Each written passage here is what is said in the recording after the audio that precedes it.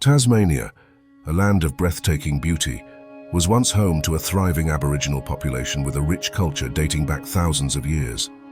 Their connection to this island was deep, their way of life intricately woven into the land itself. But in 1772, this peaceful existence came to a sudden and dramatic halt. The arrival of French explorer Marc-Joseph Marion Dufresne marked the first documented contact between Europeans and the Tasmanian Aboriginals. Initial interactions seemed peaceful, with some accounts describing curiosity on both sides. However, it wasn't long before the French ventured inland and began plundering the food supplies of the Aboriginal people. This act of violence was met with resistance, leading to a confrontation. Tragically, the belligerent French sailors began firing muskets. At least one Aboriginal man was killed and several others were wounded. The murder of the Palawa Aboriginal man during the first contact cast a long shadow. Captain James Cook's arrival in 1773 saw a less violent encounter. It didn't result in any deaths on this occasion. It's important to remember that the Tasmanian Palawa people weren't a monolithic group. Across the island, there were several distinct language groups with unique cultural practices and traditions. The island itself provided for their way of life, with a deep understanding of seasonal changes and a strong connection to the land. However, the arrival of British settlers in the early 1800s marked a turning point. The British saw Tasmania as a penal colony and a potential source of wealth, with little regard for the existing inhabitants. The predatory actions of the British, which included violent conflict, dispossession of land, and the introduction of diseases, would lead to a genocide, and ultimately the ethnic cleansing of the Tasmanian Aboriginal people. Their knowledge, their traditions, their way of life, all decimated by the British settlers. Their actions were fueled by a toxic combination of greed and a sense of entitlement. The British saw themselves as superior, and the Aboriginal people as savages standing in the way of their progress.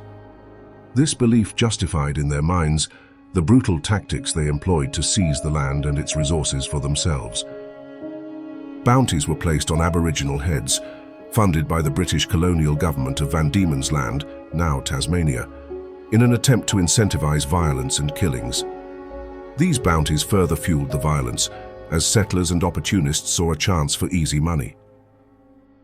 The British began sexually assaulting Aboriginal women and girls. This was a horrifically common practice, introducing sexually transmitted diseases to which the indigenous population had no resistance.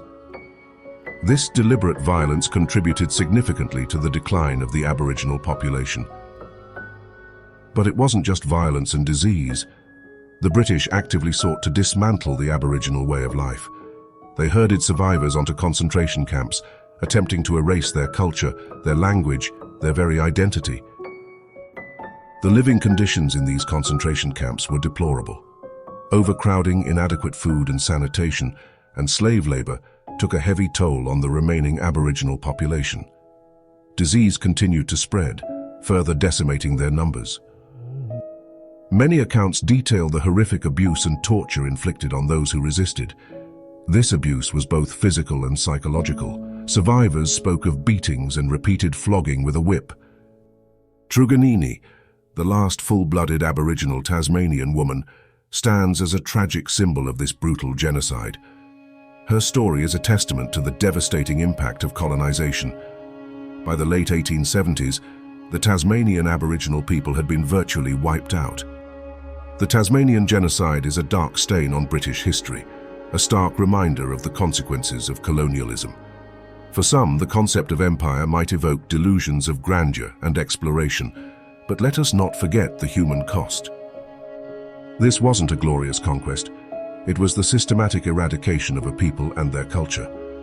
There's a direct line to be drawn between the horrors of the Holocaust and the tragedy that unfolded in Tasmania.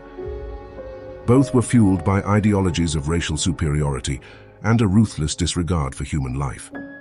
We must confront these uncomfortable truths to ensure such atrocities never happen again.